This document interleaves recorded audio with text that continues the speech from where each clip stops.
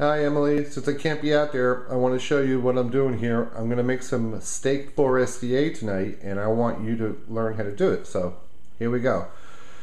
Let me show you what I got. This is my mise en place. Remember, whenever you start cooking, have everything that you need ready right in front of you. You don't want to be running around while you're looking for stuff while you're cooking. So here's what we got. We got a hot sausage.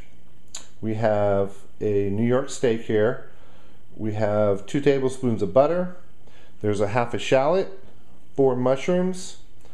Got some small diced tomatoes back here, a meat pounder, some plastic wrap, some low sodium beef stock, and some port wine. And right over here we got our pan ready to go, and a little plate over there that we're going to use as we go along. So this is Steak Forestiere. Make sure you got all your stuff, and I'll show you how to make it. All right, you're gonna have to excuse the shadows here, but nothing I can do about it right now. So first things first, whenever you're using a cutting board, get a damp paper towel and put it in between the cutting board and the surface, and then look at this, it won't move. So first thing we're gonna do is we're gonna prepare the meat, and what we want to do, because this is all made in the saute pan, we want to get the meat. You don't want to use big fat meat. You want to use meat about this big so it cooks quickly. But we're going to cut this in half,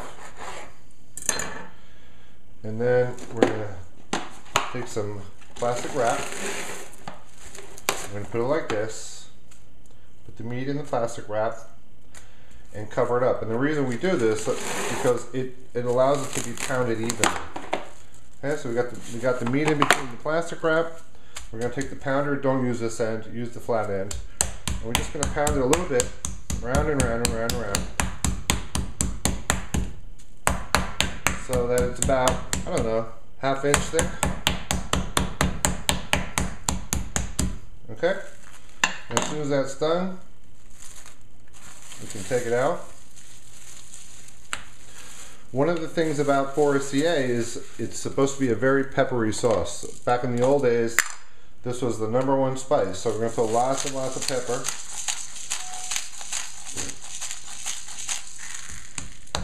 Get that pepper in there, right? Flip it over. Some more pepper. Okay? And we're going to get it all nice and, not really crusty, but done well like that. So next thing we're going to do is get our sausage. You don't have to use sausage. This is hot sausage. You could use some bacon if you want to, a little bit of bacon, or you could use nothing. I just want a little spice, so I'm going to put some sausage. Sausage and meat kind of go well. The thing about this is going to really curl up on you, so we want to cut it. You want to cut it into small little pieces like this, so that they're going to cook quickly too. And I don't know, maybe we'll put like, we'll do the whole thing. What the heck?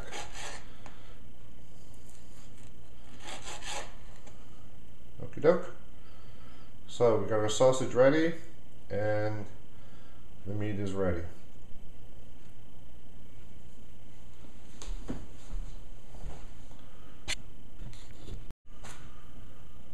Okay, as you can see, I've changed cutting boards here. Now what we want to do is we want to prep the vegetables that are going in, which is, all it is the shallots. The tomatoes are already ready because they come out of a can, which is fine. So we want to prep the shallot and we want to prep the mushrooms. So I got like 4 good sized mushrooms here. Pop the stem off. 1, 2. Get those out of there because those are tough. We don't want to be eating those. So we'll put these aside a second. And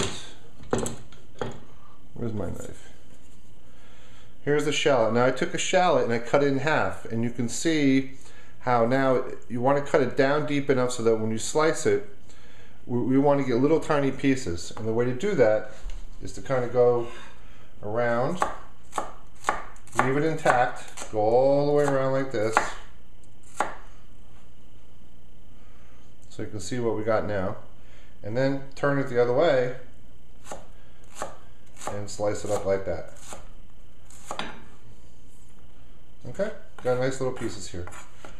The mushrooms, straight up.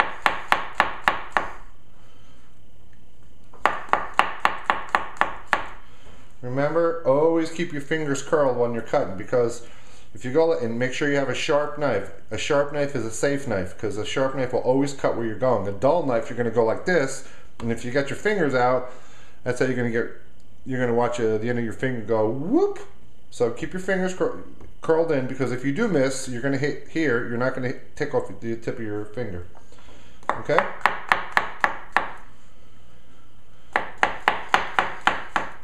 Okay, so shallots are ready, mushrooms are ready, tomatoes ready, and I think we're ready to go to the pan.